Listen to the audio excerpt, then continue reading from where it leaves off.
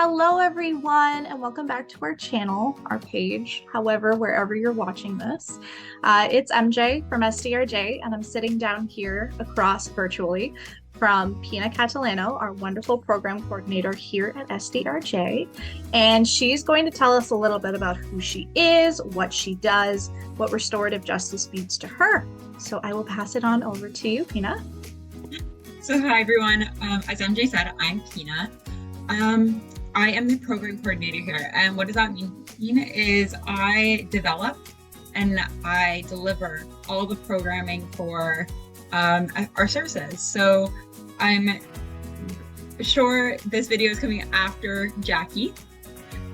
So she has spoke about what we do and who we work with. With that, we have one-to-one session programming that we deliver to youth in the justice system or youth involved in conflict. And that programming is a 6-week, 1-hour program. So it's 1 hour every 6 weeks, sorry. And so the first session, we talk about our brain and how it works. We talk about the hippocampus and the amygdala, our fight or flight responses. We also talk about the different types of conflict, both internal and external, and how when we are experiencing the internal conflicts, it often becomes external. And that is how we get in conflicts with our parents, with our friends, with our teachers. Then we go on to talk about cognitive distortions. So cognitive distortions are those internal conflicts. They're that little voice inside your head that's telling you everything, all those anxiety, all the worries that we're basing our decisions off of that often lead to external conflicts. So for example, when we jump to conclusions, right, with our friends, it's an internal conflict. We have an anxiety and worry that something's going to go wrong or that somebody's saying something about us. So we make a decision based off of that feeling, and then the conflict arises whether we are right or not, right? So there's about 3 weeks of cognitive distortions because there's so many and they are so draining. Then we go into talk about self-regulation and creating SMART goals for ourselves. So self-regulation is the ability to understand our emotions and be able to react to them, as well as understanding other people's emotions and reacting to them. It wouldn't be beneficial if I know that I'm upset, but I didn't know that MJ was upset. So me yelling at her isn't going to do any good. So it's really, really important to be able to understand our own feelings and be able to make decisions off of them that are going to benefit other people, not negatively affect them, right? Yeah, absolutely. And our last session is our conflict strategy. So there are 5 of them. And we focus not necessarily on the one that the youth is the most, but how the youth can use each strategy in the specific time, at specific times, right?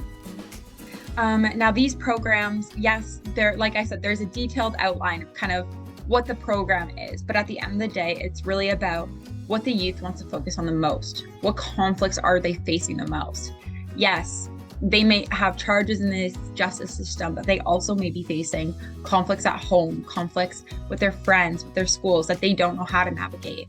And so this gives them an opportunity not just to understand the harm that they have caused with the charges or the existing conflict, but how to navigate others in their life as well. The next question, it was, what does restorative justice mean to me? I think restorative justice means to me is giving ourselves a chance to take accountability, because that's the first step to healing the harm that we've caused, right? And if we don't know the difference between responsibility and accountability, responsibility is knowing what you did and owning what you did, but taking accountability is understanding what I need to do to fix it. So I think it's extremely important, those 2 topics, when we're talking with youth, because that's what restorative justice is. It's taking accountability to heal the harm, not necessarily heal, but help restore the harm that they've caused.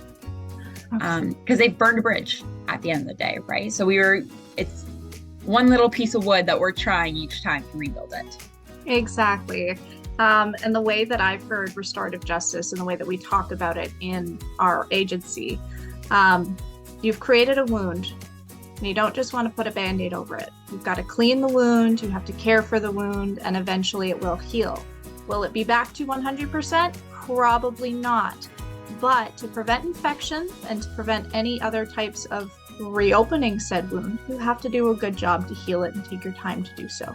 So that's definitely comes across in the way that you're explaining it, Pina. Yeah. All right. To end off, if you were to give anyone who's listening or watching to this video right now one piece of advice, what would it be? You're gonna laugh when I say this because you hear me say it every other day.